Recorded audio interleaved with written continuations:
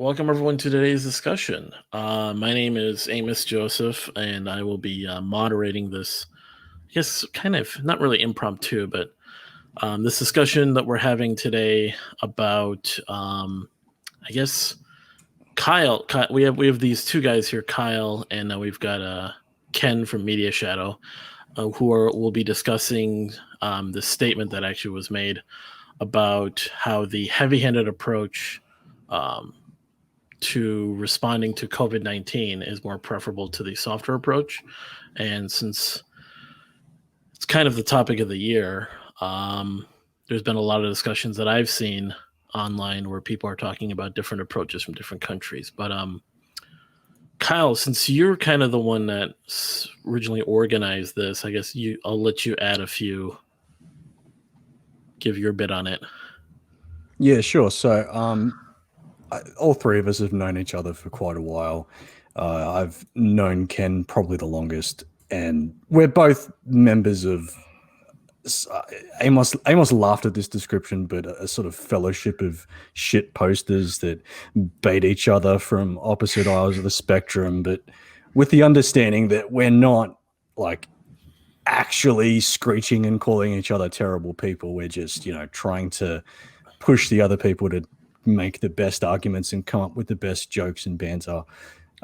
So pretty much I've just been watching from Australia, seeing America from my perspective just fucking implode, and watching all the Americans, especially on the right side of the aisle, just seemingly living in an alternate universe to what my perspective on all of this is.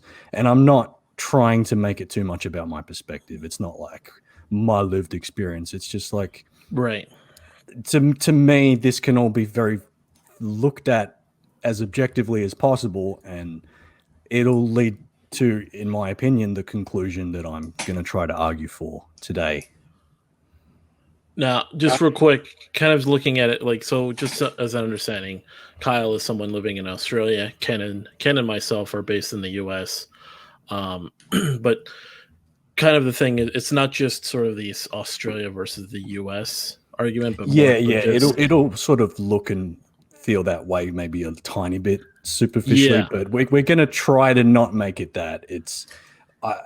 I'm going to say a couple of things about where Australia went wrong. I'm going to mention other countries, and a lot of the time I think we'll be talking about it slightly more in the abstract, because I intentionally avoided making the central topic actually explicitly mentioning any countries for that reason. Right. It's more of the overall approach of a heavy-handed versus a softer-handed approach. Like, for example, like the U.S. Tends to be kind of more of the softer approach, whereas certain countries like Australia, or even like for my own background, the country of Taiwan kind of took a very strong approach and basically went to 0 daily cases by May of this year. Whereas many other countries are still, including the U.S., are still having daily cases, because of certain measures. So we're going to kind of look at that between just Kyle and Ken here talking. But I want to hand it over to Ken real quick to kind of give his take on everything, before we get into the discussion. Well, before we get all the way serious and no fun, I had a visual metaphor moment this morning where I was thinking about Kyle's argument, and then I was thinking of it made me flash to the Naked Gun movie with Leslie Nielsen, where Priscilla Presley says, "I practice safe sex," and then Leslie Nielsen says, "So do I," and then cut to both of them in oversized novelty condoms, bodies head to toe. It's just kind of overkill to the point of absurdity. So how did you know what the Australian national uniform is now? Yeah, so that was what I first thought of. Was like, well, how do I frame this in a funny way, right? Like, there's safe sex, and then there's like, well, this is just ridiculous. So my whole point would just be to try to acknowledge the ridiculous when and where it rears its head, and look at, as you say, like, try to be attached to the reality as it actually presents itself and base our political response more as sanely as we can in the midst of, like, just today, I think Trump, it was a big news story, like Trump, lied and told people it wasn't a big deal, even though behind the scenes he was saying it was a big deal. It's like, well, yeah, do you guys not remember the fucking toilet paper shortages we had? Like, if he would have said the sky is falling, like, at the president, this would have been, in some ways quite a bit worse if everyone had just, like, thrown their hands up and said, oh my God, we're fucked. Yeah, I do agree. But the most charitable defense of still criticizing Trump is, well, I mean, there's something to be said about not panicking the public, but you still then, behind the scenes, in the most responsible way you can, try to take care of the actual problem. And Trump, there's good reason to show Trump hasn't really done that. Well, in some ways he did. I mean, he locked down travel to China, and we can't essentially freeze people out of the country if they're citizens. We have to let them repatriate. But, he's funded a massive amount of vaccine trials and testing, and, he's kind of run the gamut on what to do. He just doesn't want the economy completely shut down, which might be your point of contention with he should have done more. But if that's right, let me know. Yeah, that I would agree, but it depends how quickly you want to get into the economy, because I think it's pretty easy to show in the numbers that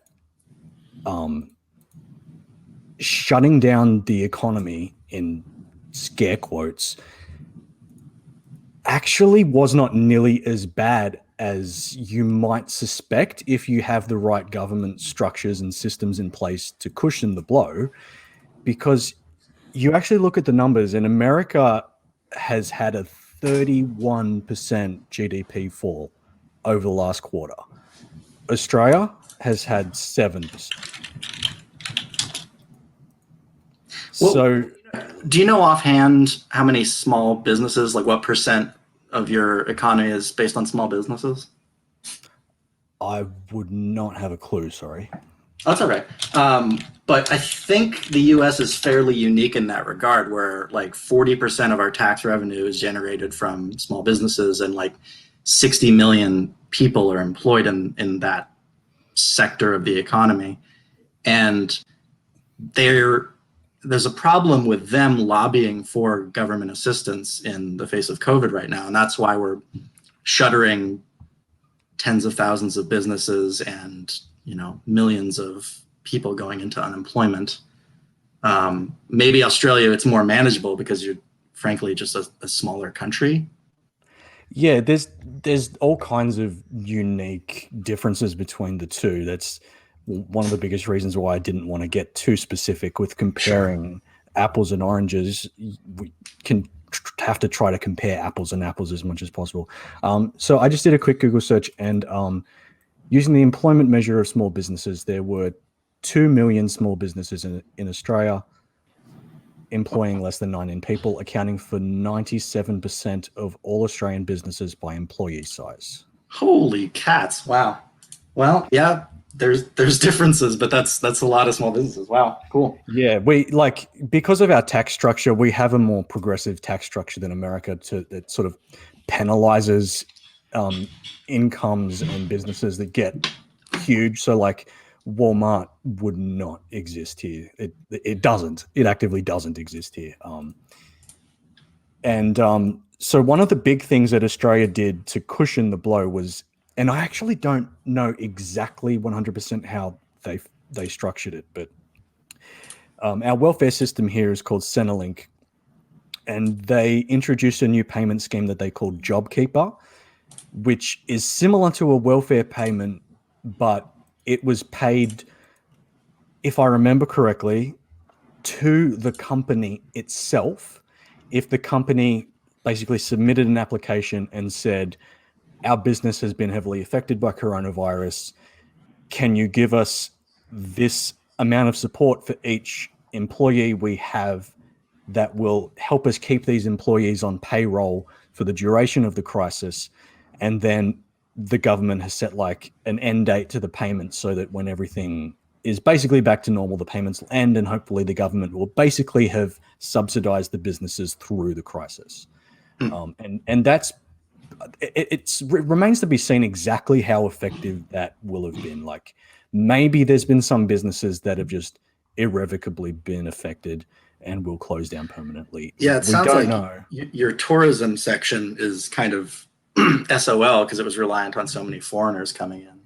Oh yeah, that's one of the ones that definitely is going to be affected forever.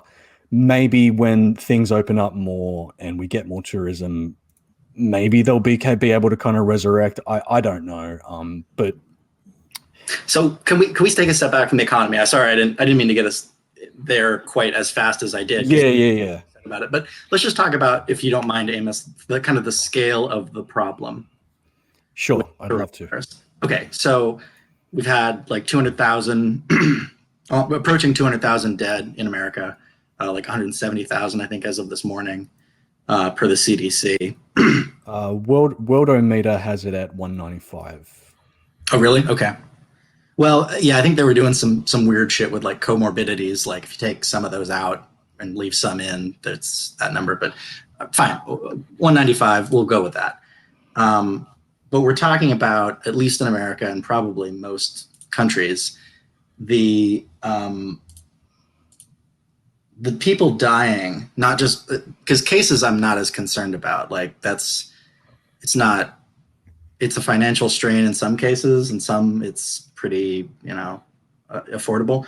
But it's really the dead people that I'm mostly worried about. But they're 91% of dead people dying from COVID are over the age of like 55, and 96% of all the dead are over the age of like 45. Yeah. And we're talking a lot about people with other comorbidities, meaning they weren't going to be living till ripe old 80 years old anyway, a lot of the time. Not to let, the politicians totally off the hook, but there's an argument to be made on some level with how much is the life of some fairly well into their lives people, is it worth to tank the economy? We probably could have done a better job, but be that as it may, we are where we are right now.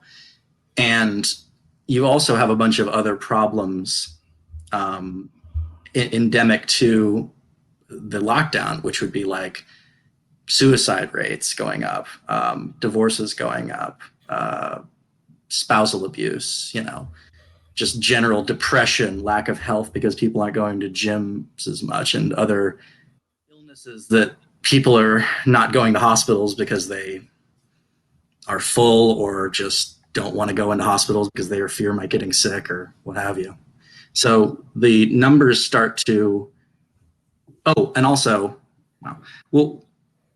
there's also better treatments now. So that number is not going to remain stable, even if we just put our foot to the gas pedal of just like, it's a big orgy and everyone's just kissing each other.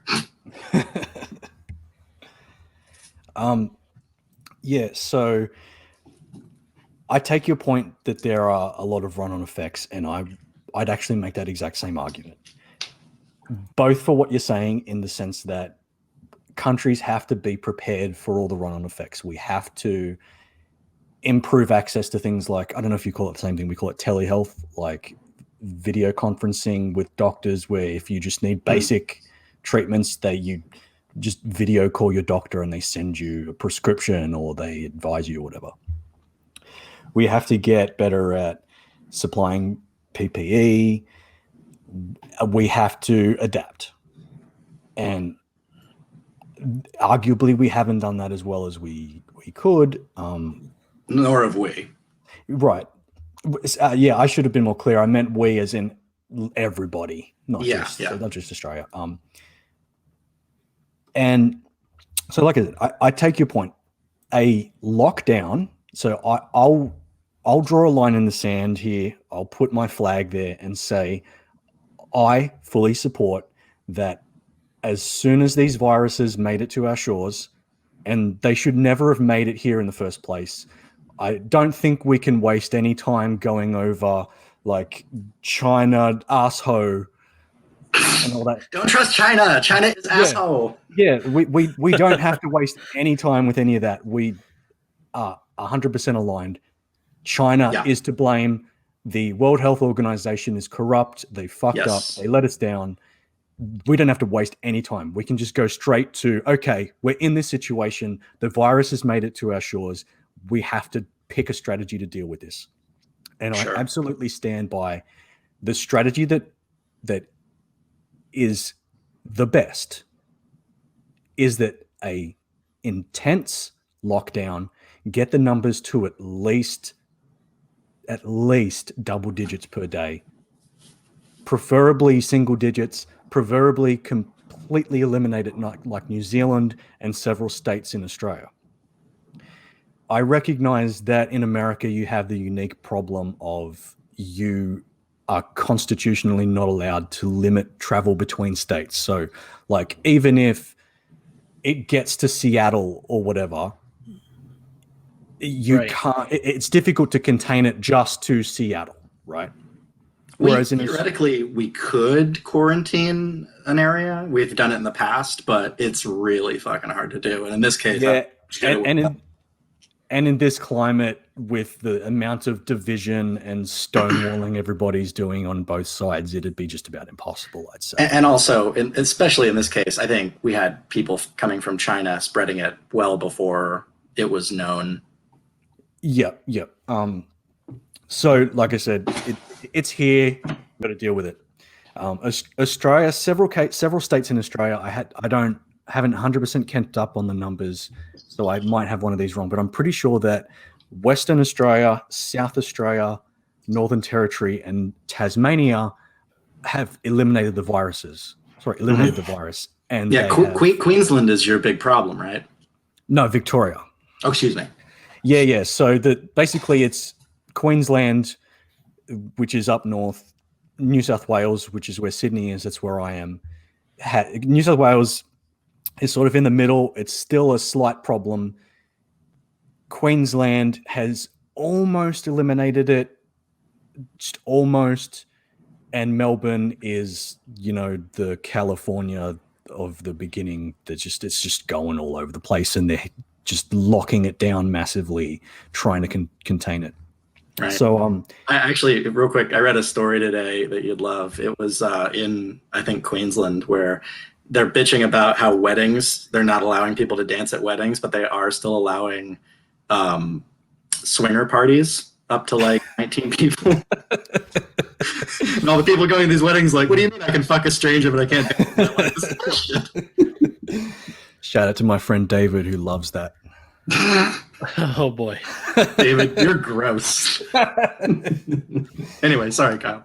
Yeah. So Australia, it's fairly easy, and someone who's familiar with Australian law can correct me and say why I might have the why wrong, but I don't think there's a legal protection against states closing off their borders or anything, because Australia takes like biosecurity and drug smuggling and I'll say contraband smuggling very seriously, and gives border agents and all that a lot of leeway to combat those problems. And sure, after Homer Simpson released all those frogs, you had to take exactly. The funny thing is that's actually based on a semi-true event. It wasn't an accident. It was the Queensland government. The Queensland government imported these cane toads, believing that these cane toads were really good at controlling crop pests. Yeah. And then the cane toads ended up, they ate all the crop pests, but then became their own problem, and they're fucking poisonous. So they've actually got like a bounty on these toads, and there's like some people that make like significant income just killing cane toads. See what I'm telling you? Government interference. It only messes things up, Kyle. When will you? I know. When will we stop playing God? I never. We just won't. So yeah, so you guys can't. Well, I don't even know if it would make sense for you guys to lock down your little states, as it were, your principalities or what have you. But be that as it may, yeah, America, we have a lot of other problems that make us kind of uniquely ill-suited for this disease, like the federalism of like not allowing the federal government to just run in and tell your state how to respond to the disease. Like we had, I think Iowa or someone today just said like, no, we're not shutting anything down, and we don't even have mask rules. We're just like letting it hang out there and just being free. And what's the federal government to do other than make suggestions? So just to sort of be clear, do you dislike that fact? Would you like there to be some kind of amendment to say, like, in this kind of emergency situation, the federal government can override and say, no, this is serious national biosecurity. You're not allowed to make these lax laws. Would you support that, or do you like the way it is? The short answer is no. I don't want them to put that into the system, because if you kind of study our history as America, we have this like mythology about states' rights, which is never really panned out. And in times of crisis, we do just overstep and just make apologies later and pretend like it didn't happen. Like, Abraham Lincoln suspending the writ of habeas corpus without congressional approval, or, there's plenty of other examples. I'm just not thinking of it at the moment. But the ethos of freedom and self-governance is, I'd like to keep that, because it's like, I was at a bar recently in Texas, and they're going out of business because they don't serve, like 51% of their sales are not in food. And so the Texas government just said, fuck you, you can't open. And they just said, we're protesting, we're going to open anyway, fine us or whatever. And I'm there, and the guy's giving this speech, and then afterwards they do the Pledge of Allegiance, or not the Pledge of Allegiance, the national anthem. And everyone's taking their hats off and singing, and they get to the part where it's the home of the brave and the land of the free. And I'll be honest, like, you call me a bitch, but I choked up. Like, what are we if we're not the home of the brave and land of the free anymore? We're just some other shithole country. And in the COVID sense, we are not brave nor free no more. Well, man. Right now you're the land of the infected, so yeah. Right. So I just want to kind of bring this conversation back around to just talking about the specific of just the difference between the heavy-handed and the softer approach, without getting too much into the weeds as to Australia or the US when it comes to it, but just Sure. more so is it better for the heavy-handed, just kind of lock down, cut, stop everything for a short period of time, for that, I guess, that long-term, obviously, the long-term solution of just stopping COVID in its tracks, or this sort of soft-handed approach that, as we've seen, is sort of kind of drags the problem out. yeah. So Sort of at the expense of just, trying to maintain as many of like states' rights and freedoms and such to, not disrupt the economy too much. Yeah, so I'll kind of field that and slightly lay out the basis of how I'm looking at it, which is, you look at New Zealand. New Zealand has effectively completely eliminated the virus. They had a little couple of cases or something. Several of them were incoming travelers that weren't checked or something. I don't remember, but New Zealand is possibly the most realistic gold standard we have. And, you look at their economy, and the last quarter, their GDP went down 1.6%.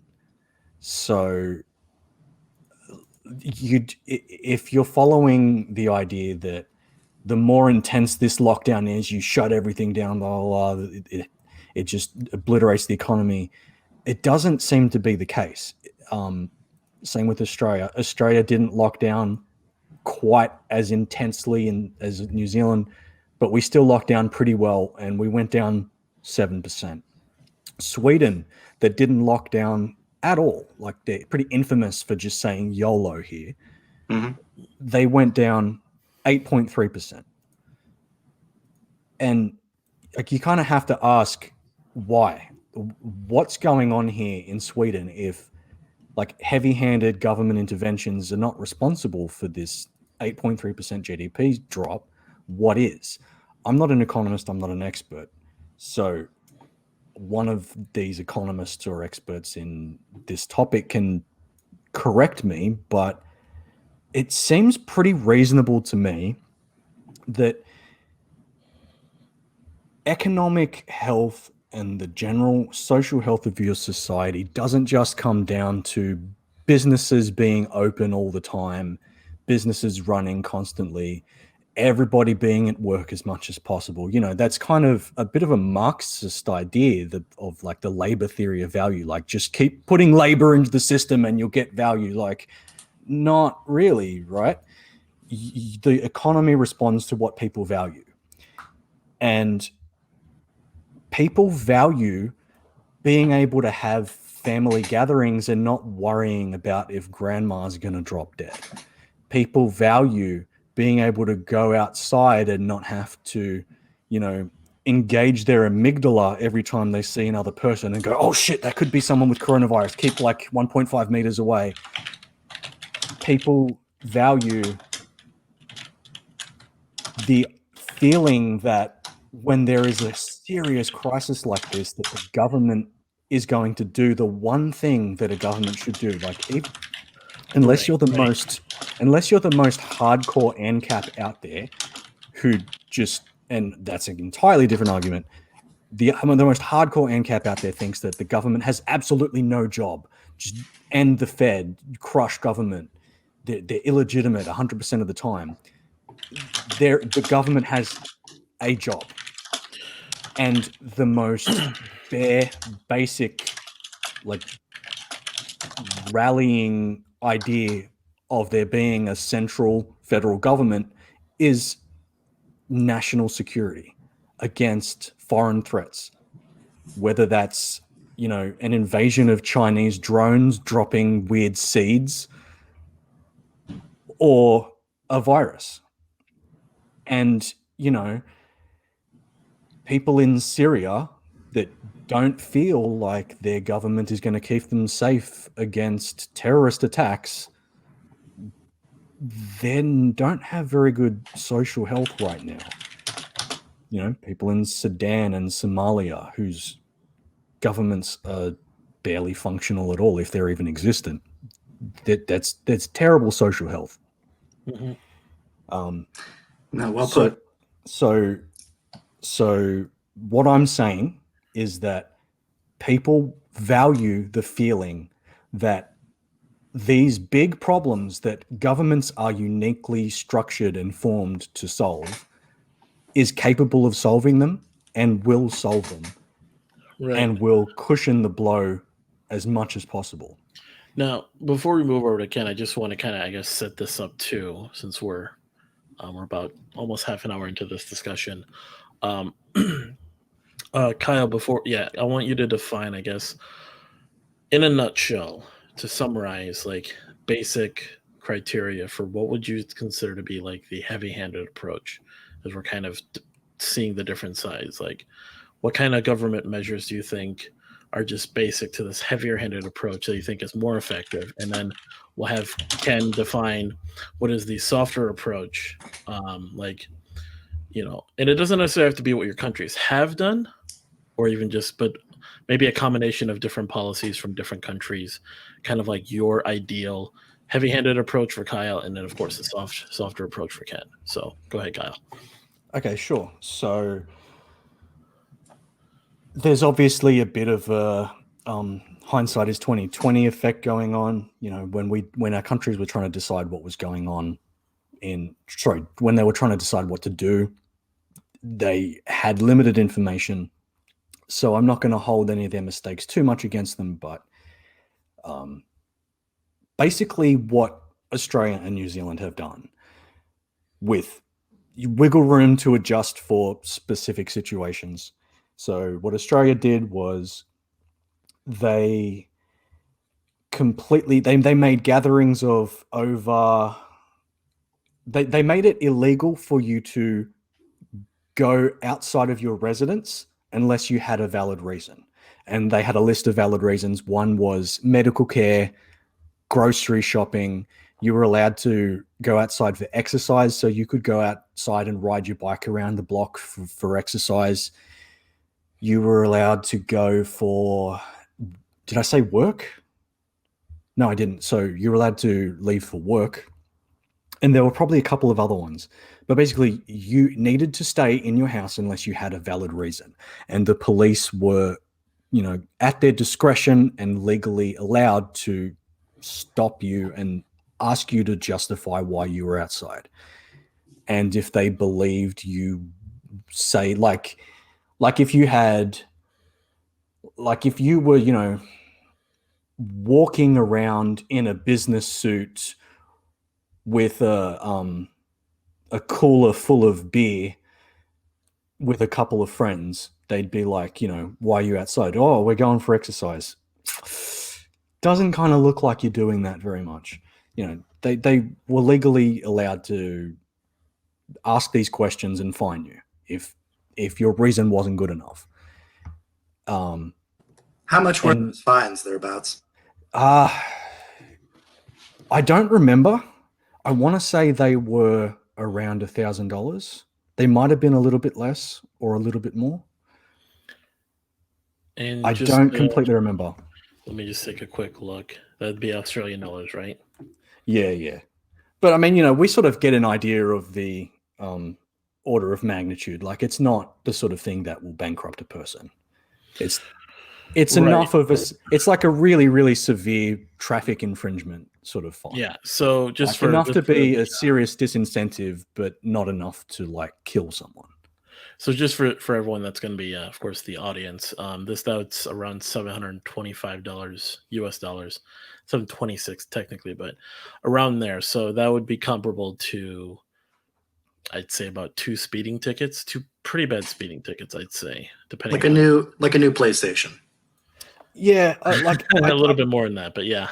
Honestly, I might be off. It might have been $500. It might have been $2,000. I don't completely remember. I never had to worry about it.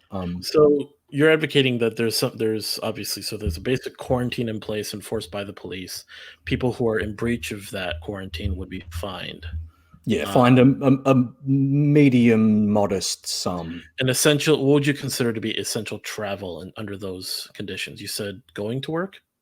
Yeah, like I said, they defined it very well, and I didn't hear of any stories of somebody being fined unjustifiably. They defined it really well. It was, like I said, to seek medical care, to visit a pharmacy, to get groceries, to get food. So a lot of the drive-through restaurants and stuff stayed open, so you were allowed to go through the McDonald's drive-through and shit. Would there be any types of work that people would not be allowed to go to anymore? Certain types of. Yeah. So they put a limit on what kind of businesses could operate. Right. And I don't remember exactly how they define it, but they basically split all work into 2 categories. They said essential and non-essential workers, and they defined it a certain way. And, some people disagreed with exactly how they defined it. They defined it on the looser side. Right. So lots of people were considered essential workers that, maybe in wartime, you probably wouldn't consider these people essential workers. But they defined it really well, in my opinion.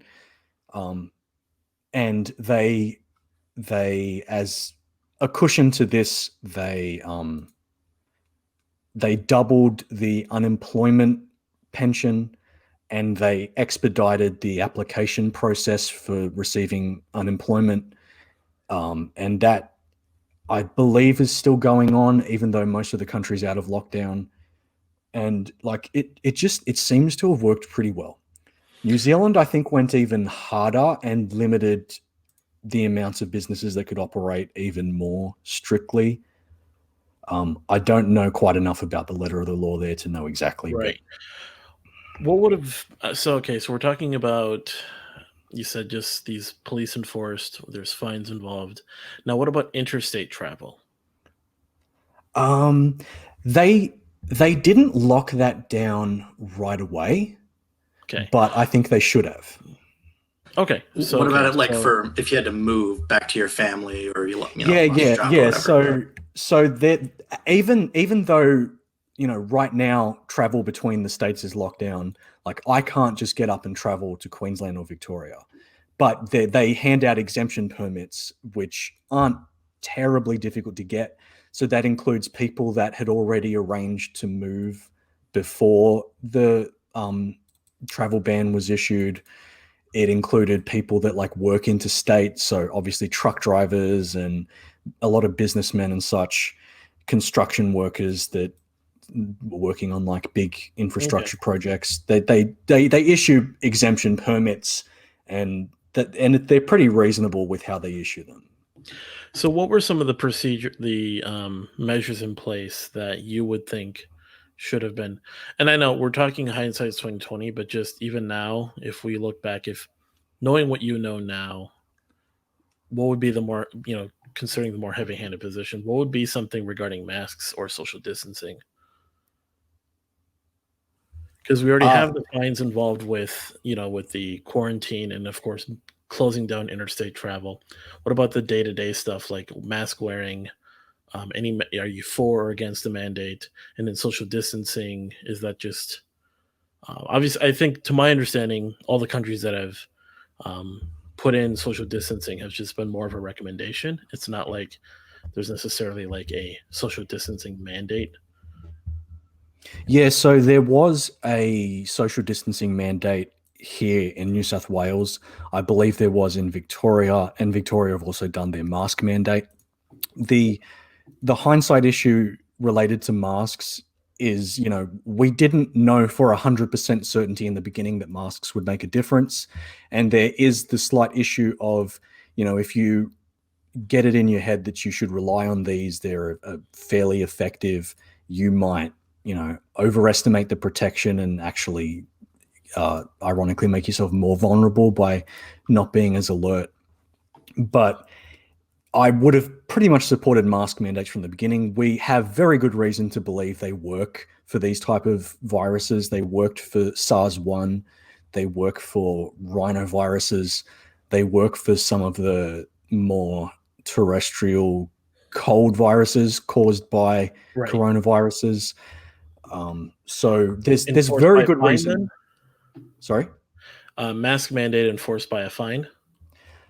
I would have zero problem if the government decided to enforce that, yes. Okay. Now, how was the social distancing enforcement done?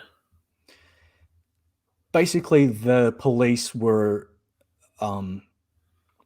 enabled to be able to basically order people to leave a situation, like anti-loitering laws. Like if they came across 4 people standing in a smallish group talking to one another, the police would be allowed to come over, tell them that you must disperse, and if they didn't, they could fine them. Okay. So far, just to clarify as well, like overall, everything kind of just results in, for the masks, for the social distancing, and for the interstate travel and quarantine, all enforced by fines.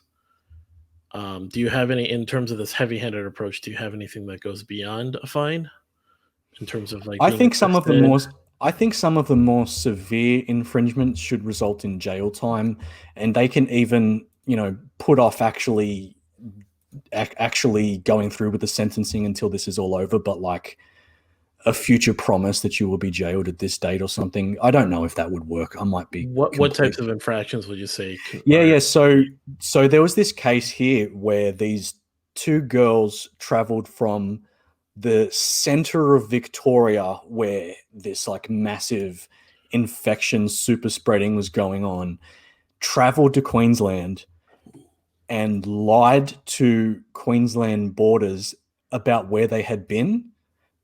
And then they lied to customs and then proceeded to travel to like 50 different stores across Brisbane. And Okay, when they were confronted about this, they just showed absolutely no remorse, no concern. And because they were non-white, the family came forward and was like, "You're only doing this because we're black. That you wouldn't care about this if we were right. white." They're Let's being try to. targeted. I mean, So it's a this valid case, thing. so this case in particular, they should have been jailed. Absolutely. Okay, yeah. We'll want to try to keep away from, because that brings in a whole nother set of things to talk about. But I was just Yeah. sorry. I was just trying to paint a picture of the kind of flagrant disregard that they had showed. right, yeah. So flagrant disregard for the quarantine and just showing this real, I guess, intention. Contempt for Yeah. kind Contempt of is also responsibility. just willingly creating more, like becoming a huge vector of transmission across multiple states and multiple locations. Yeah, that's So as much as I want to get my points in, Kyle, can you also talk about like business restrictions? Like, has the government stated that certain industries have to remain closed, people have to work from home, et cetera, et cetera? Or has the new guidelines, like you have to have places of business that have a minimum distance between people and like barriers up for breath or moisture droplets and all that shit, in addition to face masks at work? Yeah. So, to my understanding, most businesses that want to operate in New South Wales, and just to make it, just in case everyone forgot or if I haven't said already, so New South Wales has fairly low cases. We're like double digits, and most of them are being contact traced. So we're sort of at risk for a big second wave, but we're not. We're effectively keeping that suppressed. Basically, for a business to operate, they have to have a COVID safe plan, and it has to be approved. As far as I know, they have to meet certain guidelines. I don't remember exactly what the guidelines are. I know that restaurants and bars have to operate where there's no more than a certain amount of people per square meters of their like function floor. Any businesses that can work remotely have to work remotely. They can't penalize any of their employees for doing it. I off the top of my head, I can't think of any businesses that are completely forced to stay closed no matter what their plan is. It's a matter of like, I believe it's a matter of if you can follow these guidelines, then you can operate. And I, again, can't think of hardly any businesses that aren't operating. So maybe their profit margins have gone down a little bit. Like, bars and restaurants aren't getting quite the same amount of revenue, but most businesses are operating. okay. I think that covers most of just kind of the common, I guess, things that governments were enforcing there. So just to recap again, restricting. Well, you said so. Shutting down interstate travel. Police enforced quarantine with fines. Of course, then enforced mask mandates. Now, did you say you were for the enforced social distancing mandate as well? Yes. Okay. And then, of course, more flagrant infractions like being this like willingly just traveling between states, lying about where you're going, spreading it like wildfire, so to speak, deserves jail time. Yes. That pretty much covers kind of the basics of just a more heavy-handed approach. Yes, and I would support stay-at-home orders similar to what we had here in New South Wales at the absolute minimum until you got down to double-digit daily cases. Right. So harsh lockdown. In what kind of population size, though? Well, here, New South Wales has a population of, if I remember correctly, 5 or 6 million, maybe a little bit more. Let me quickly, New South Wales population. Sorry, 7.5 million. So New South Wales has a population of 7.5 million, and it was basically get the daily cases across New South Wales down to double digits. Right. And once you do that, then you can relax. not relax completely, but relax from the like a severe transition restrictions. out of that kind of thing. Yeah. Okay. So with that, we're going to move on over to Ken to kind of explain, I guess, your position as a more softer approach, like what sort of things you would kind of just in those same categories, interstate travel, quarantine enforcement, mask mandates, social distancing mandates, as well as anything else that you feel would be relevant to kind of those types of categories. Sure. As far as the stay-at-home order, I forget which states did and which states didn't actually have that, but I stayed home for a good couple months in Oregon at the time, and it didn't do all that it was kind of promised to do. God only knows why. We might be just a nation of kind of anti-authoritarian, jerks or what have you. I actually moved during the pandemic from Oregon to Texas for work. So I would say it would be really hypocritical of me to say interstate travel is a no-no. Although like islands like Hawaii or New Zealand would be exceptions, I suppose. Kyle, what was the GDP or the downturn economically that you said Australia had? What was the? Let me grab it up. Was it like 4.8 trillion? 7% drop in our GDP. Okay. So we'd been on a run of between 0.5% and 1% for the last several years of quarterly growth, and then beginning in January we lost 0.3%, and then for the second quarter we lost 7%. Interesting. I'm seeing. So I don't have that number in like dollars. Sorry, I'm seeing like 4.8 is what they're estimating for you guys, but which is same as us. I'm using tradingeconomics.com. Okay, I just Googled it, so who knows where I'm. Economist, right, bro? Anyway, Amos is a libertarian, so that's basically an economist, right? Oh my God, no. Uh-huh. But I think everyone bought on to okay, let's just ride this out for like a month and try to flatten the curve, and hopefully that'll more or less put an end to the impending madness. But the more this has gone on, the more I'm of the opinion that like an alternative to locking people down, because there's such a small chance of death that we've seen so far, even before the good treatments, we missed an opportunity. And again, this is obvious hindsight. Like nobody was even proposing this except for like loony people at the beginning. But we could have done essentially what we do with chickenpox, right? Like young people who are not going to have any contact with people over the age of 55, get them sick, right? And they just get that number of potential vectors and herd immunity up. College kids that aren't going to go home and see their parents for more than 2 weeks, supply them booze and cocaine and just let them, fuck each other's genitals off. Like, why not? Wow. Okay.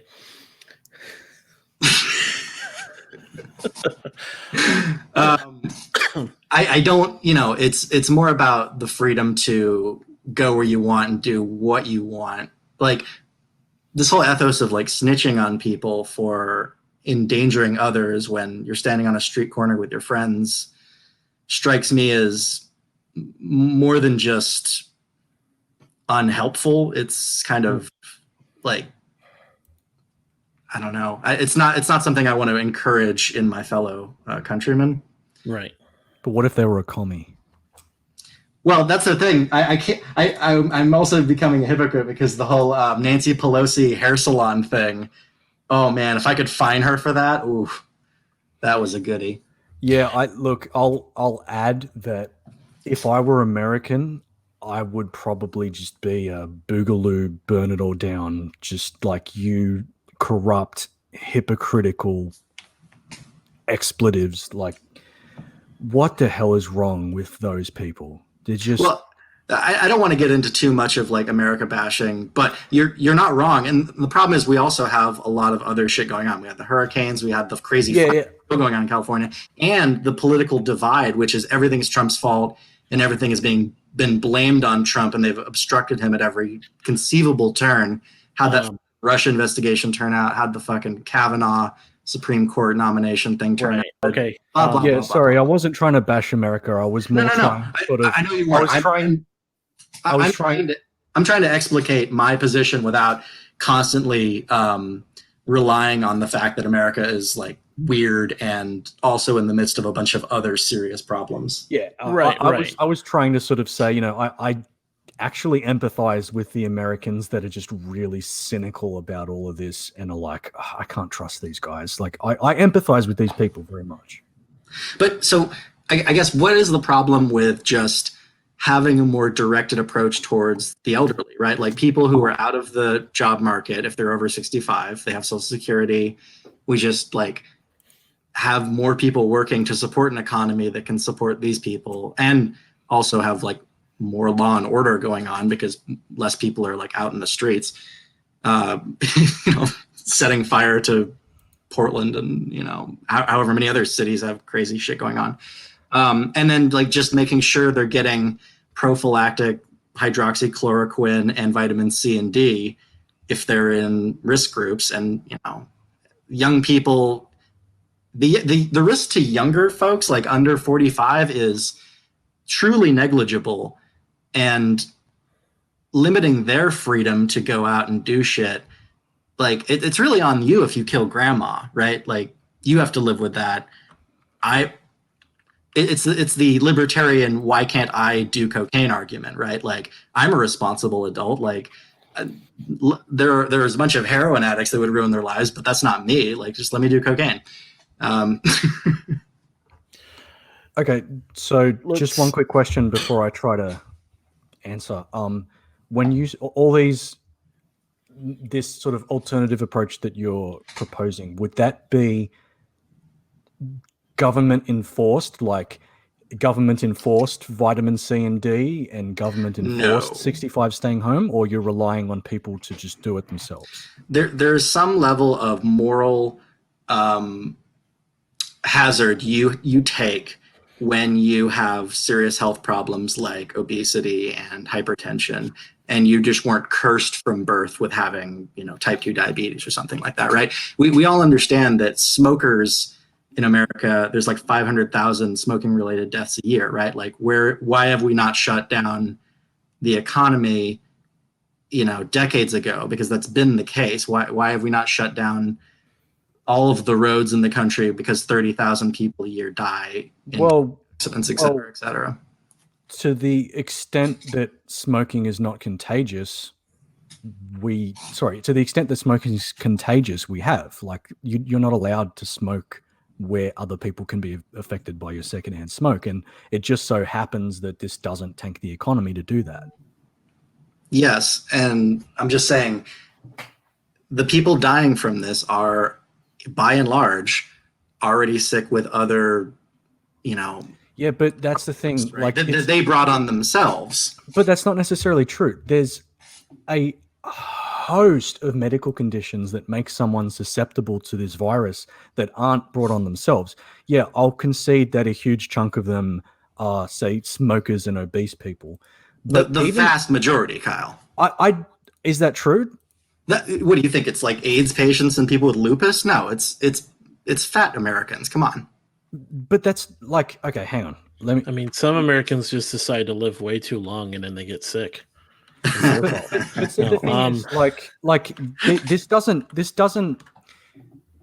America has some of the highest rates of obesity in the world, right? Sure. And the roughly 3% death rate is fairly consistent across most countries, and it doesn't scale down relative to obesity rates. Like a lot of Asian countries have much lower obesity rates, but are still having reasonably high death rates, like roughly around that 2% to 3%. So I don't think the majority of these are obese people. Like you said, you already said the majority of them are old people. Yes. The vast majority are over You know. So, and of the others, you've got people with all kinds of immune diseases. You've got people with vascular diseases that they were born with. You've got people with like cystic fibrosis. You've got people with. Let me cut you off. I understand all that. I will grant you that there are some very unlucky people that any new virus would take off the grid if it was rampant enough, right? Fine. We don't shut the economy down for that every other season, and nor should we. But we spend billions and billions and billions of money protecting them with healthcare. Who is we? Everybody. Like, even though you don't have universal healthcare, you still have like disability payments, and people still rack up shitloads of money in medical bills that they don't pay and then gets fronted to taxpayers. Let me take this another direction real quick. So the CDC came out with a number that was like 6% of COVID deaths in the Americas, or in America rather, were purely non-comorbid. Yeah, right? so this will get into the argument of like, what would you define, like, and you'll probably just say whatever the CDC does, but what would you define as a perfectly healthy person with no comorbidities that doesn't fit? Like, what do you think it is that kills people with COVID? Like, it's not lack of just, oxygen. Well, for the most part, but we still don't know exactly what this virus does, right? Sure. So, okay, in addition to the 6% non-comorbid thing, we also now have a readily available steroid called dexamethasone that cuts the death rate in very, very sick people by a third. So the 3% death rate is now 2% of confirmed cases, which I think we've talked about this before. Those confirmed cases number is obviously high. I'm sure you'll have some problem with me saying this, but the whatchamacallit, help me, Amos, the antibodies. The antibody, yes, the random antibody testing is showing crazy higher infection of COVID rates compared to the confirmed cases that we have. But there's reason to believe that this is not very reliable. I mean, I saw a couple of scientists that reviewed some of these papers and said that at least 50% of these positives were confirmed false positives. There's a multitude of different tests available, and none of them have been approved by the FDA, as far as I know. So I don't find this reliable evidence to base any decisions on. It might end up being the truth, but it's also kind of goes against other data. We have data from Korea and China of roughly the R0 rates of the virus, showing that with no controls in place, you'll have an R0 rate of about 5, maybe slightly above. And then you have what some scientists have called the effective, or the RE rate, I believe they call it, which is variable with consideration to the specifics of an environment, depending on the severity of the lockdown, depending on the density of the population, how they live, because like the initial SARS outbreak back in 2000 and whatever spread like wildfire, but it turned out that it was really only because it occurred in this location that all of these people were like living like sardines with bad filtration and shit, right? So sure, that petered out because it wasn't actually as infectious as we feared based on the initial data. But the spread of this virus, we understand it fairly well, and even if we double the amount of cases, so the current, according to Worldometer, current worldwide case numbers are 28 million, of which 6.5 is American. Even if we double it, so even if we say there's one unfound infection for every found infection, that's still 13 million, and that's still a death rate of 1%, above 1%. Well, and in what time frame? Because we're going to have, again, better treatments and we're going to have vaccines in fairly short order. Sure, but that's the thing. We're going on 6 months since the initial pandemic. So I'm not willing to say, oh, well, let's just not do nothing. We'll just wait until we find a treatment and stuff. I'm not willing to do that, and I don't want my health authority to do that. Hold on. So let's bring it back to I want to clarify a few points with Ken. So go for it. When it comes to the softer approach, since we did address Kyle's more harder approach, heavy-handed approach, interstate travel, restricted, banned, or completely open? Completely open. Okay. Quarantine. First off, would you be for or against any sort of quarantine, like stay-home order, shelter in place, any of those, whatever terms the state uses? Yeah, I think like nursing homes might make some sense. Only for nursing homes? What about any other type of home, just regular residents? Prisons would be nice if we could keep people in prisons during this whole. Okay, no point taken. I agree. It would be nice to keep people in prison. Right, but no, I mean prisoners in prison. But in terms of so with the rest of the civilian population, would you have any sort of quarantine? No, I don't think. It would have to get to a level of death and decimation to the population that it's like truly staggering. Before it would be just overwhelming. There would just be an outcry. You have to do this. So quarantine for at-risk population being old people as you're defining it. And of course, keeping prisons with just the prisoners. And for the audience as well, Ken is referring to how in the U.S. there's been problems with, because of COVID, there have been early releases of criminals that have then led to reoffending. Violence, yes. So which is a separate thing too. So yes. Now let's move on up to mask mandates. For or against?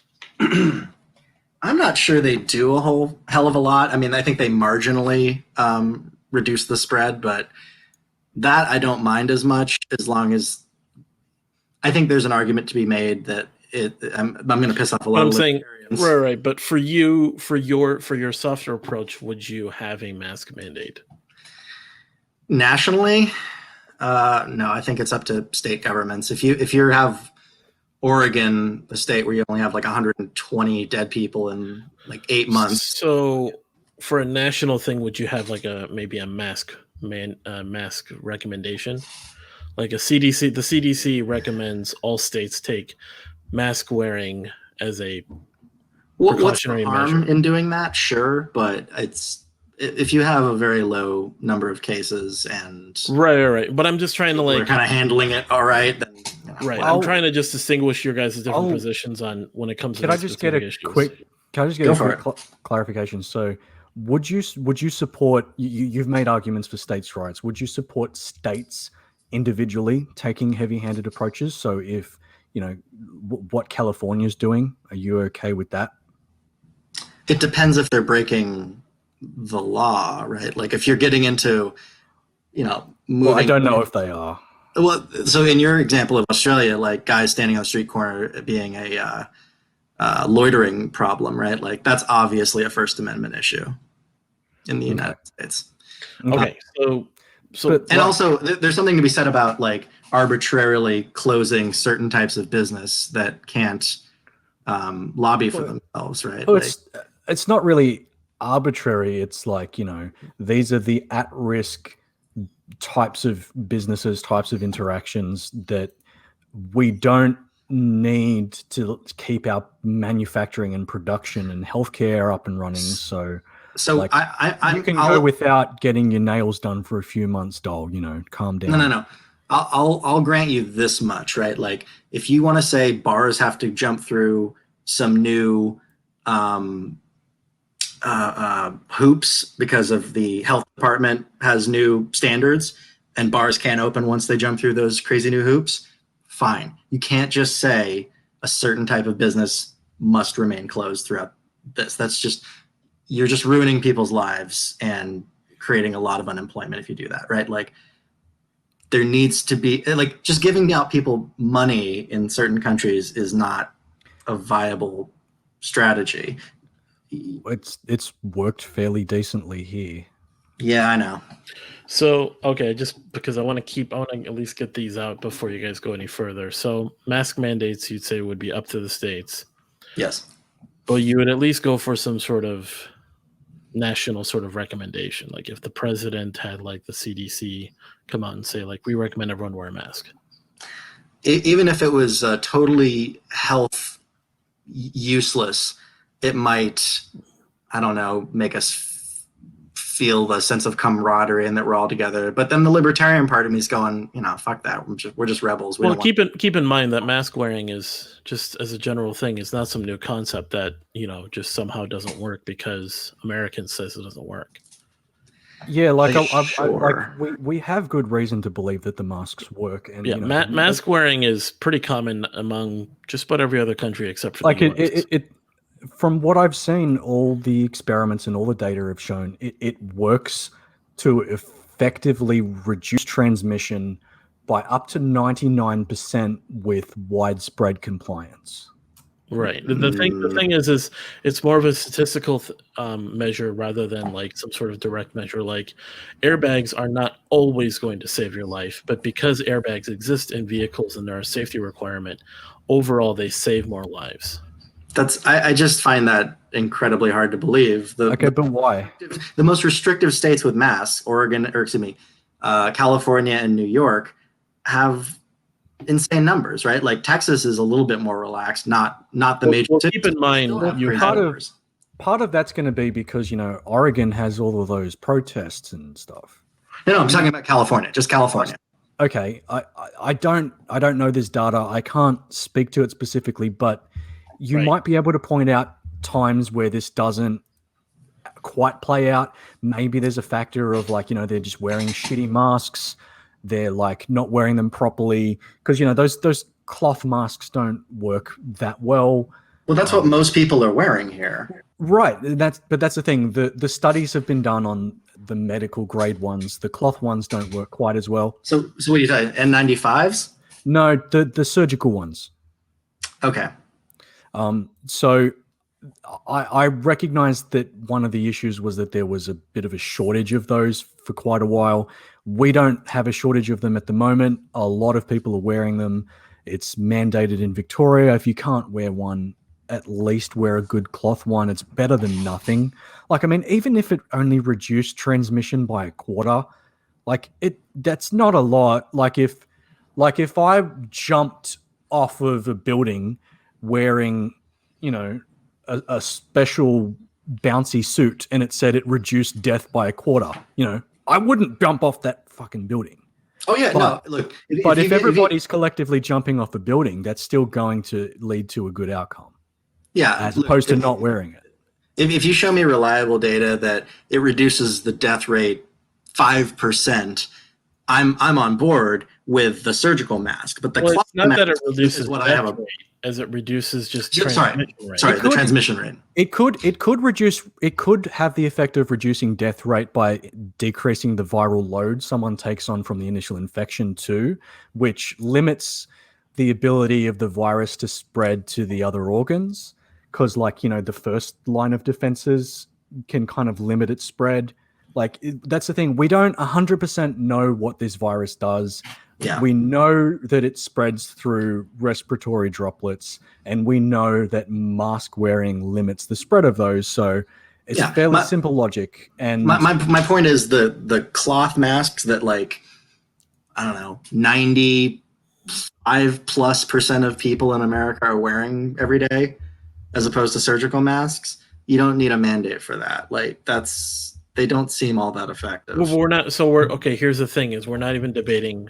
Like we're not. This is what I was trying to get you to answer is if you wouldn't. We're not trying to debate the effectiveness or anything because you brought that in. So we're addressing that. So you would allow a CDC, like if a CDC official came out and said, "We recommend everyone wear a mask." I'm not going to stop doctors from giving any kind of recommendation. Okay. So, but in terms of in some sort of mask mandate, you would leave that up to the states. Now, for where you are, even with knowing what's going on right now, would you have any sort of mask mandate in your state? In Texas? Yes. I think you can even make it on a smaller scale than that, right? Texas has a larger population than all of Australia, right? Like, target the problem areas. If the cities want to enforce a mandate or the governor wants to. So without you revealing your location, would you be for a mask mandate in your city?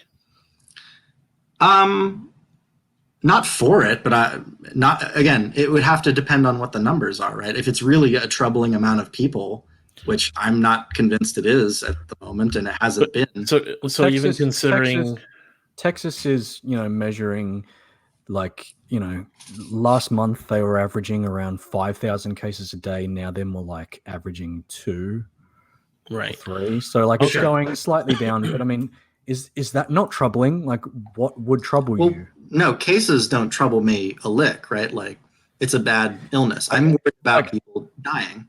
Okay, so let's get to that then, because that's another argument I don't accept. It's not just about people dying. We don't, like I keep saying, we don't know exactly what this virus does, but there's all kinds of reasons we should be troubled by what its potential effects are beyond just death. We've seen studies that lots of children, even though it's slightly a bit of a mystery why it doesn't seem to affect children that severely. We don't 100% know. Severe respiratory infections like flu affect children more. Why does this not affect children all that much? We don't 100% know, but one of the theories is that it works by basically the body's immune system overreacts to it, and it causes severe inflammation all around the body, especially in the vascular system, which ends up having run-on effects on other organs like the brain, the heart, and I believe it's the kidneys. So, we see most patients that have died, we see in the autopsies that they have severe vascular damage, they have severe kidney damage, they have severe, I believe, clotting. And so with children, it could simply be that like their immune system isn't that strong, and in this case, it works to their favor. They're not overreacting to it in the same way, but we're still seeing, markers of inflammation around the body that are indicative of things like Kawasaki disease. We could be seeing a huge spike in learning disabilities. We could be seeing a huge spike in damage to lung capacity, cardiovascular fitness. We don't know. We don't know. I'll grant you that we don't know. The lung capacity argument, I think, is pretty spurious, and you have to know lung tissue gets replaced fairly quickly. As far as what else we don't know, fine. I'll make you a trade, right? You trade me the question mark on the why am I blanking on this? The it's COVID bodies.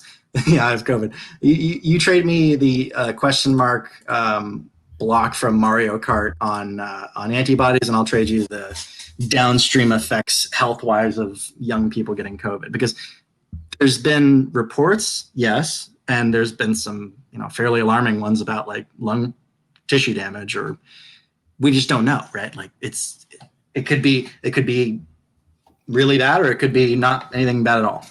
Okay, so I found one study here with the Centers for Infectious Disease Research and Policy, retrospective study of 57 adult patients that had COVID, found significant lung impairment in the recovery phase, particularly in patients with the more severe disease. 75% had abnormal pulmonary tests. So without going too far into, again, keeping it on track with the heavier handed versus the softer handed, I'm still trying to get the last points of Ken's points. Oh, I'm sorry. Yes, we can wrap that up and move on to better things because we're running out of time. Yeah. So okay, just to recap for everyone, open to interstate travel, stay at home only for. I mean, we kind of, as a joke, kind of just threw in the whole prisons thing, but mainly like populations like nursing homes, stuff like places like that, but not for the general population. We didn't touch the 6 foot. No, I know. I'm just recapping because we Okay. kind of have a lot going on in between each point. And then, of course, mask mandate. You said would depend on numbers, depending on the state.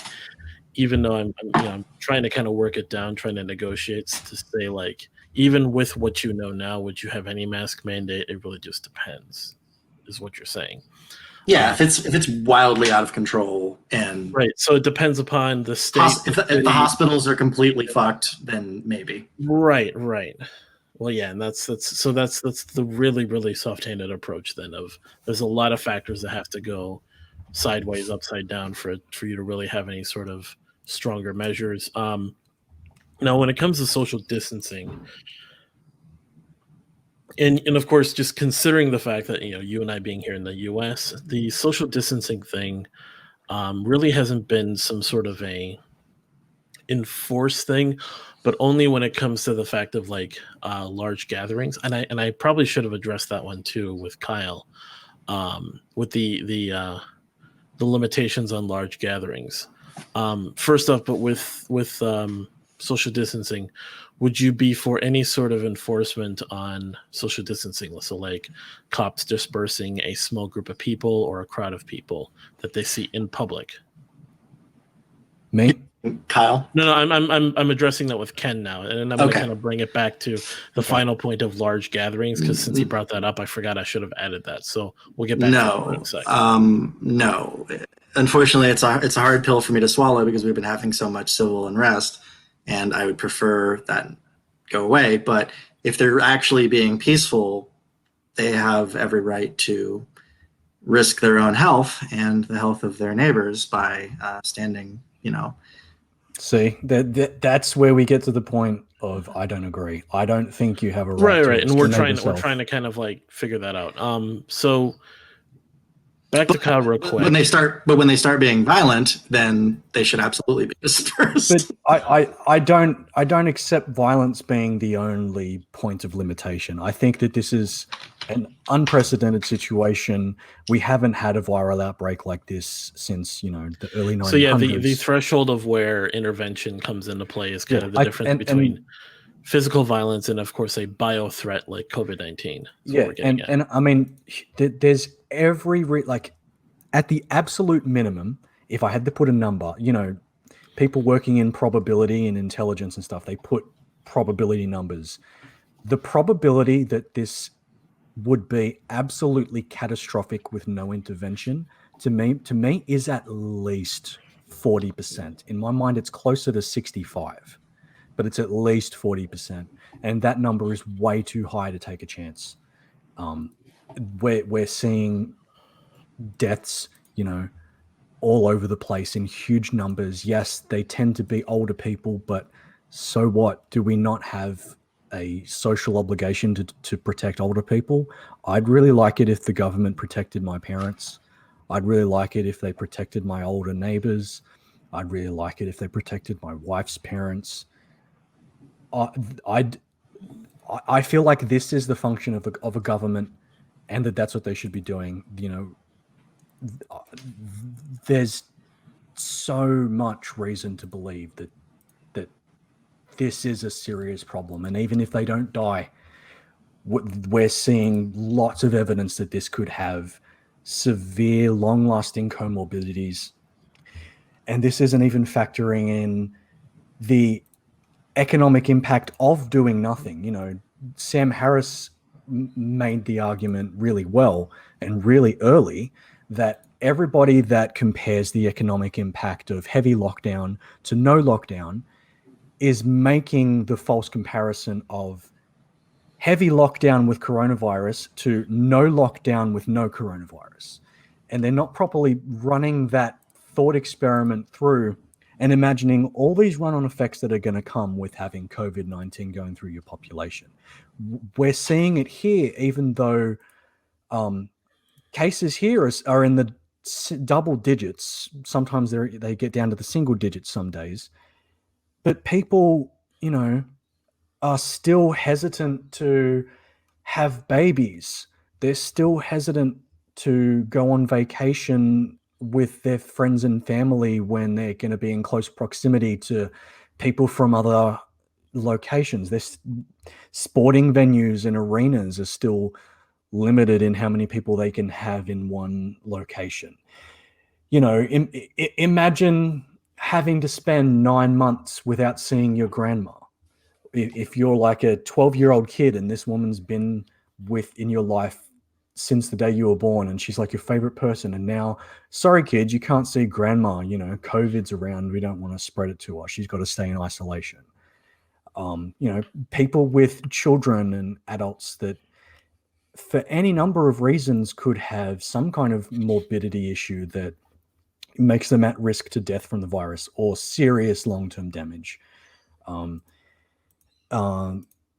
Children's hospitals that are having to turn people away from, say, life-altering treatments because there's COVID risks, or this hospital had a patient in yesterday and they haven't properly sterilized the area. The amount of businesses that are going to have to keep a huge list of temp workers in the payroll because, you know, oh, this person's been exposed to someone with coronavirus, so he has to self-isolate for 14 days and can't come into work. Or someone that knowingly has the virus and can't come into work. Like,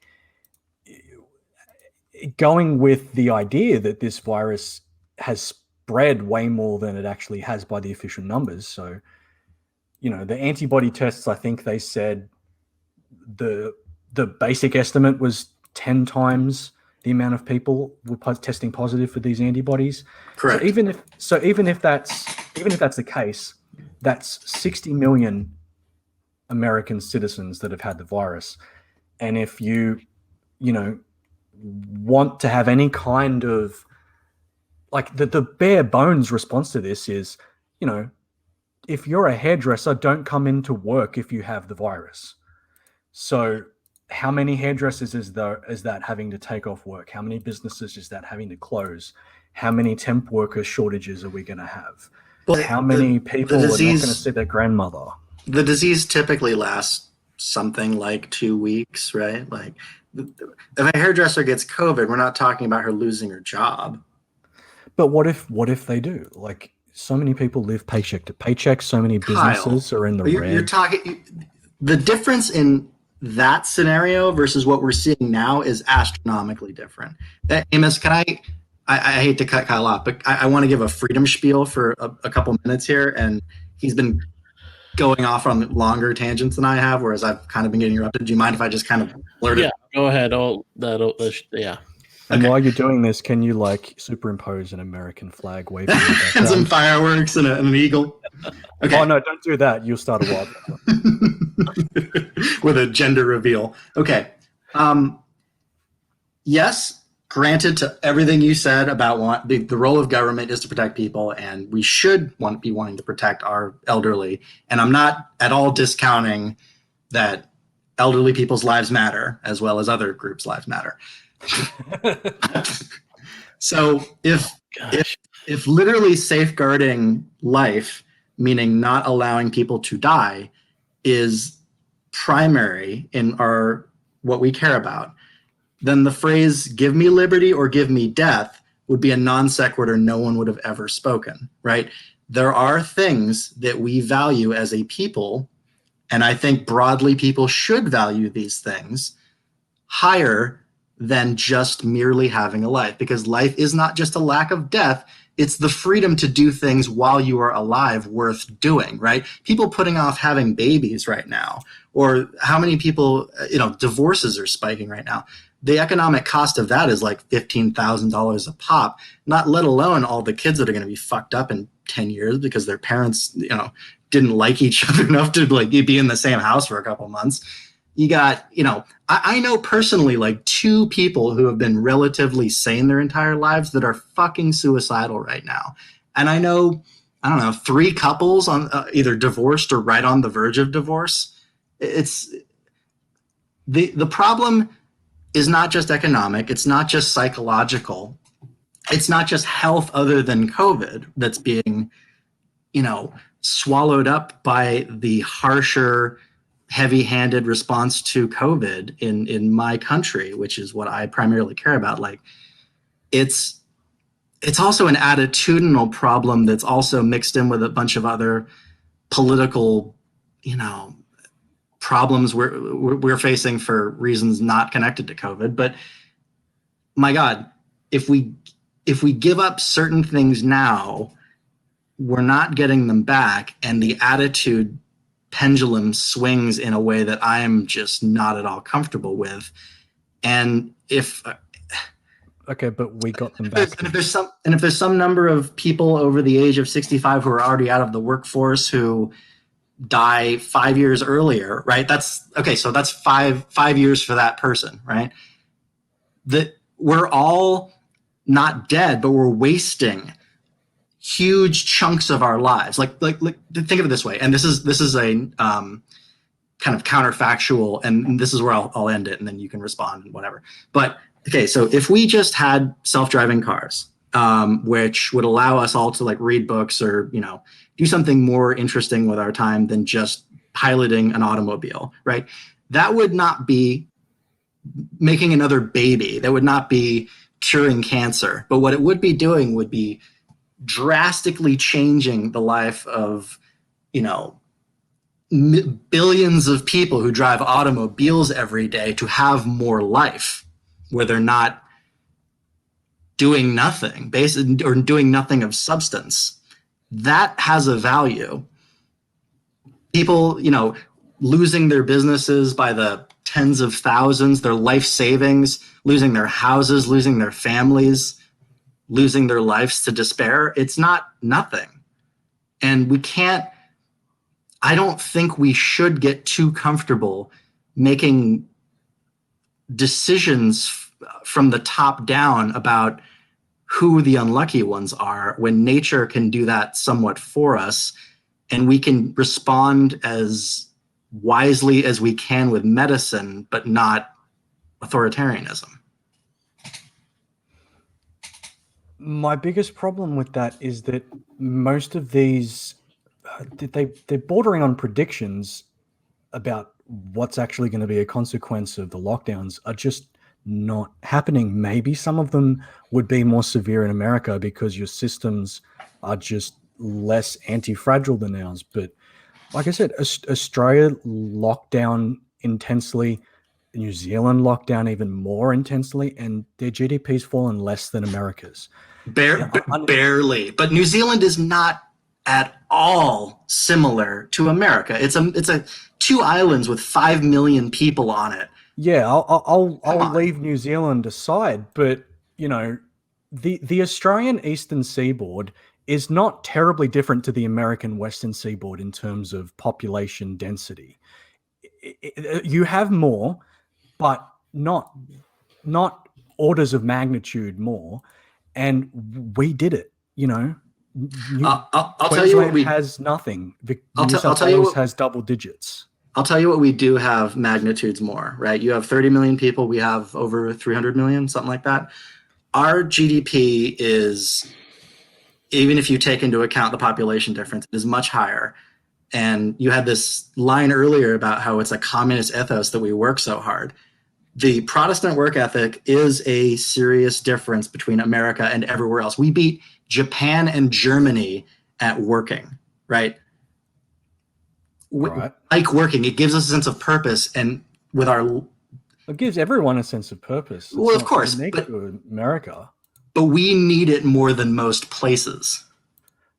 Okay, like, does it have to be financially compensated work? Because most people here, when they went into lockdown, did things like learn new skills. You know, my friend, learned how to play a different instrument. They picked up a new martial art that they watched YouTube videos and learned some of the moves. Everybody with exercise equipment in their backyard got fit.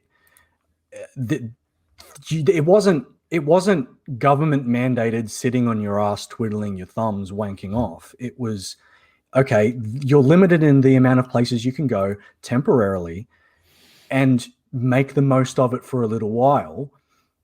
And people did it, and now we have our lives back. I can go anywhere I want almost within the state. I can't go to other states, and that'll probably change fairly soon.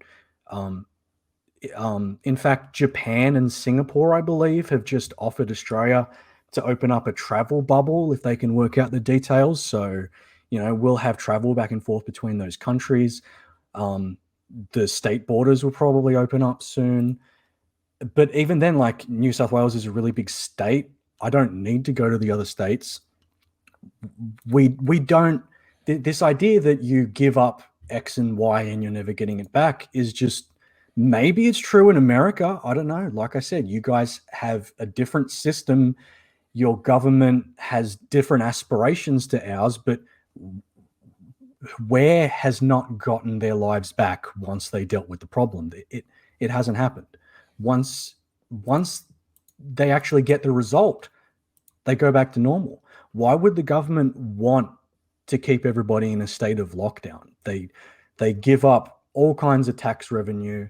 They give up all kinds of business revenue. There's like a freeze on all kinds of payments, so the government's not getting revenue on those payments. They're having to fork out all these billions of dollars for additional unemployment and JobKeeper payments and all of that. I mean, this is not ideal. I don't mean to sound conspiratorial, but you don't think there's a political party that has a vested interest in basically dismantling everything economically about the country? No, other than the Communist Party. I don't mean Australia, but I mean, maybe you have like a minor Communist Party in Portland or something, but no, pick a Democrat. Pick a Democrat that doesn't have communist backers in America. I think we're getting a little bit off topic with that. So, I mean, are you basically saying like, yeah, this is a good idea, but we can't do it in America because of my communists? Kinda. Okay. I mean, I can even concede that argument. Okay. Yeah, that's fine. But then that just comes down to America has its own unique problems that they can't effectively implement this, but that's not an argument against it in general. Sure. It's more of an attitudinal thing, right? Like I don't need to go somewhere, therefore I will not, is just not an attitude that we respect, right? Like that would have never served a people before this stage in history. It would have, because things changed. Like, people's attitudes changed after 9/11. The whole thing with like snitching on people's backpacks and stuff. You see something, say something. Did you have that same slogan? Like, people's attitudes to all this changed. There's a huge difference between snitching on a terrorist and snitching on your neighbor. Well, suspected terrorist. Well, okay, but some minor infraction of health that... But what if it's not a minor infraction? Like, there was a party in Victoria that spread coronavirus to like 50 people, which then spread it to a further several hundred people.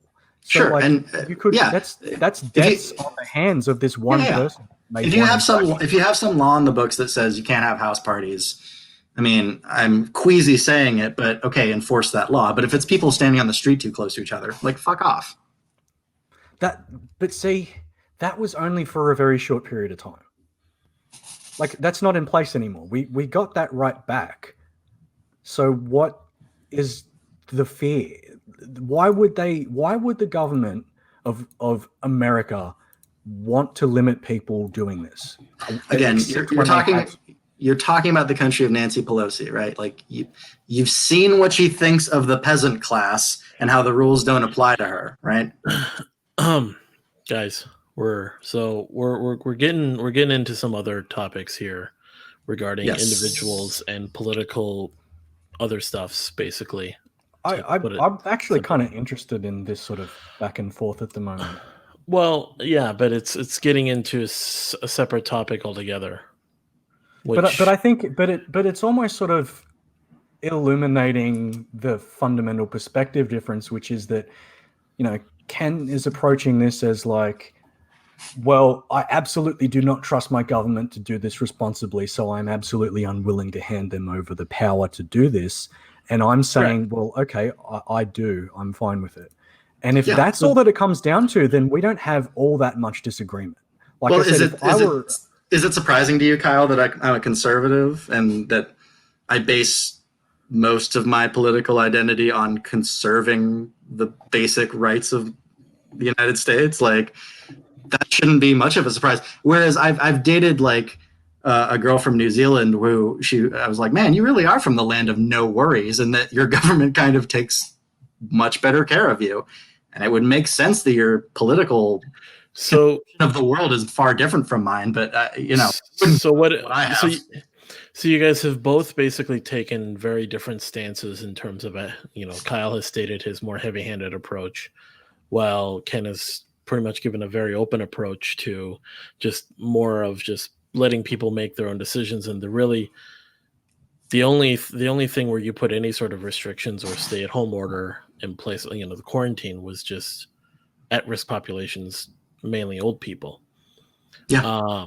And where you guys both have your difference in views just comes down to the fact that the Australian government and just the governments where they've basically kind of cracked down hard to take the heavier-handed approach have pretty much just restored life to a pretty normal place with limited amount of daily cases, which then, with life just returning to normal for them. Whereas in the US, because of the culture we have in this adversarial relationship that we have with our government, not only just historically, but just as a part of our culture,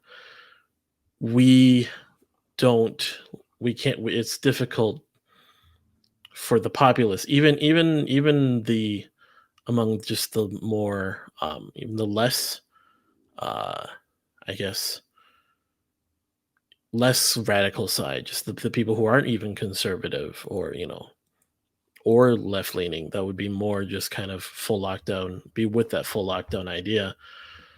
In general, the American population does not like the idea of the government stepping in and taking that much control. Can I make one small little point?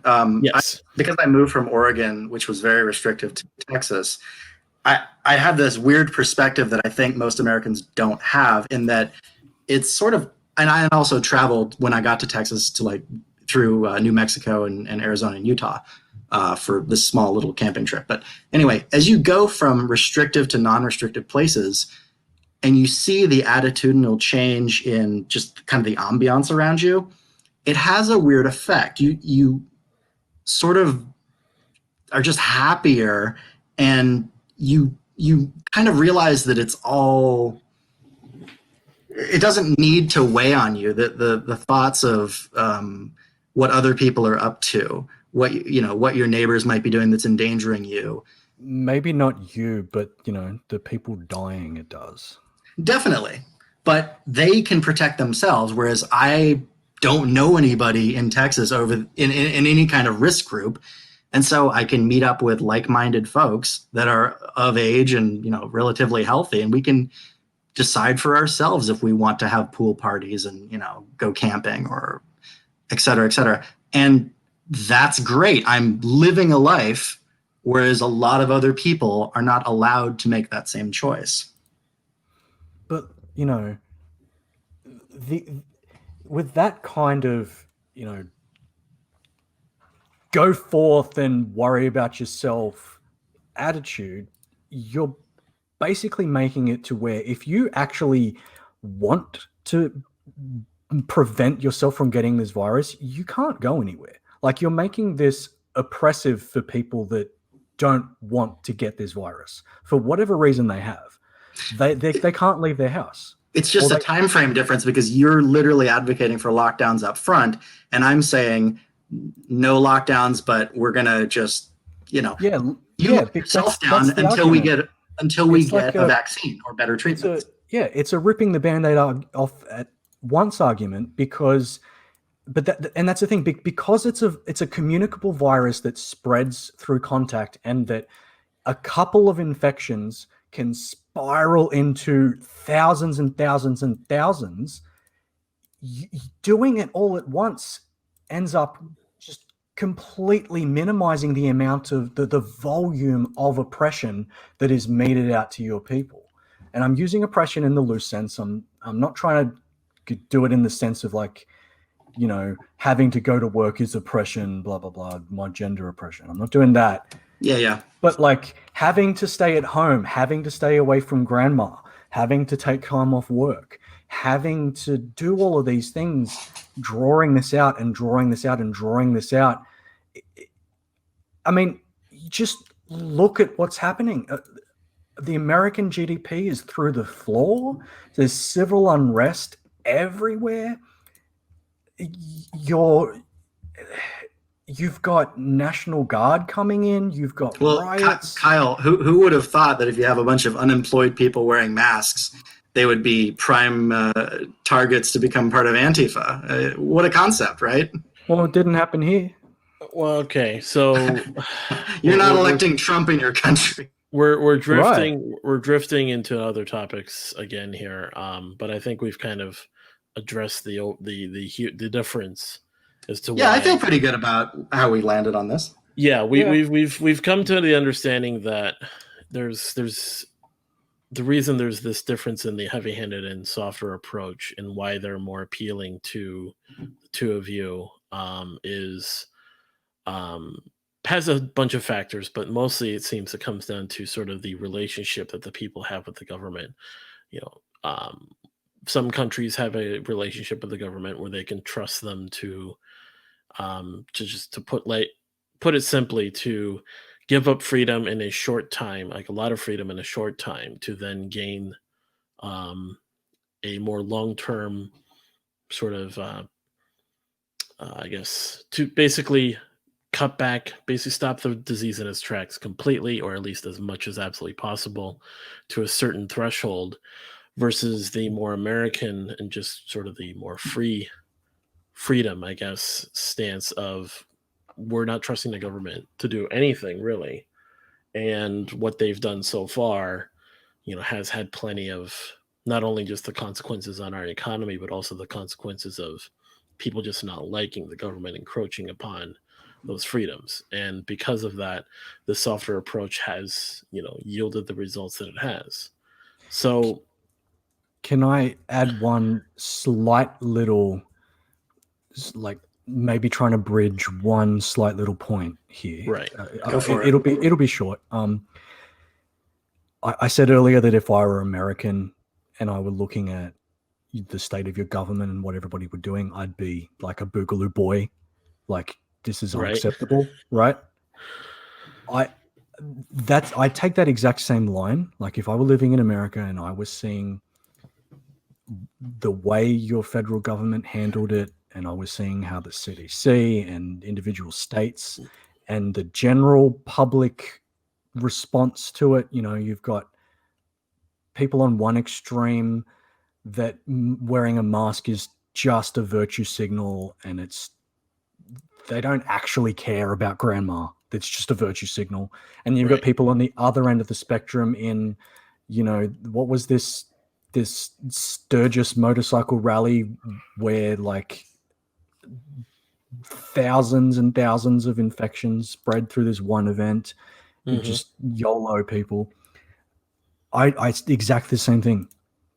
If I were living in a country that were this vulnerable to this kind of crisis, that they just did not have the institutions and the public trust in these institutions to deal with a crisis like this, that would be unacceptable to me. And it wouldn't, and it's not just like, oh, it's all Trump's fault. There's a multitude of reasons, but I understand why Americans are cynical. Right. And if I were American, I would not accept the state of my government that makes me that cynical. Is kind of my point, right? I would not accept this. And it just comes across, and I'm not saying you're doing this, a lot of people that I speak to on this topic, it comes across like they might not exactly be happy about it, but they can live with the fact that their government's this unreliable and they'd never dream of giving them this power. Like, I would not accept that.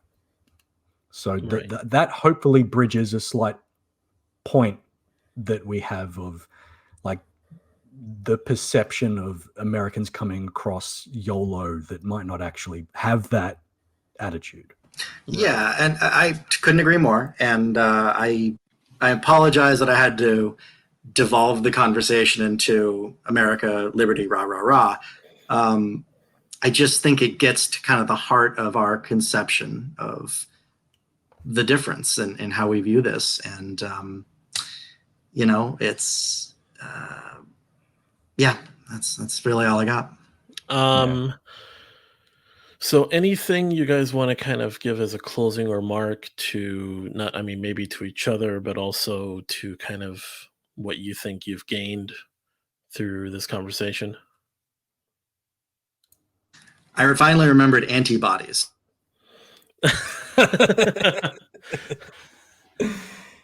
I'll just say,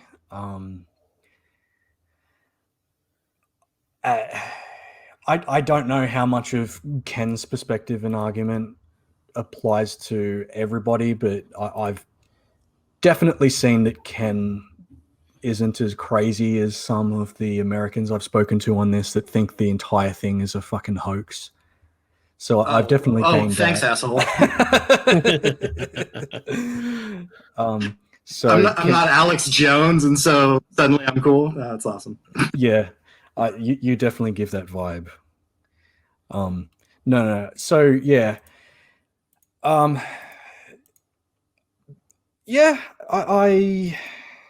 think we've come to a point where there's not all that much left to be said.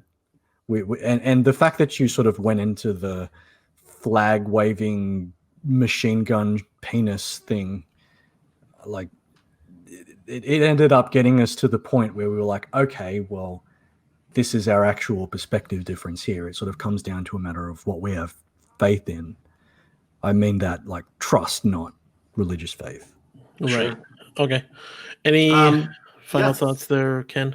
I think it was John Wayne in Rio Bravo, maybe. No, not Rio Bravo. One of the Searchers, perhaps, where he said, I think a man's only good to one oath at a time, and I made mine to the Confederate States, the United States. I think you have to have a kind of hierarchy of beliefs, right? If you're neurotic, you might be very happy in California as a rule follower of COVID, snitching on people and feeling sort of comforted in your support and kind of obsequiousness to the heavy-handed response to COVID. I could see myself being that because I'm a rule follower, but my rules that I put at the top of that rule hierarchy are the foundational kind of mythological, freedom-loving, we're brave and liberated people who, do great things and are not going to be held back by even our own government, but, least of all some piddling microscopic disease that, kills less and less people nowadays, but and also we have better treatments, and also it only kills old people with health problems and blah, blah, blah. But anyway, getting back to the main point is, that's at the top of my hierarchy, right? Like, I'm not going to surrender my idea of the primacy that those notions take in how I conduct my life and how my nation should be run because of any, temporal catastrophe in my lifetime. It's going to take something so radical and more than this global pandemic to shake those foundations. And maybe there's something, and then I'll just have to eat crow and say, hey, I fucked up. The American experiment just doesn't work no more. Sorry, guys. I'm sorry I was so adamant about it that many years, but I don't think we're there yet, and I'm glad. I'm glad of that. Right. All right. Well, once again, it was fun hearing both of you have this discussion.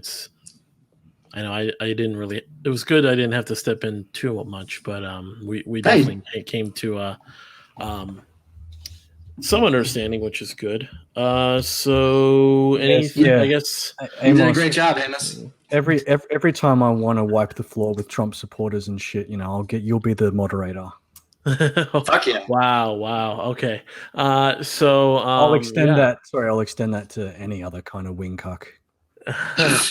Okay. There we go. That's we're getting off track here. All right. So thanks, of course, to the audience that'll be viewing this later. We will be seeing everyone some other time. Yeah. Thanks, guys. Later, Kyle. Later, Amos.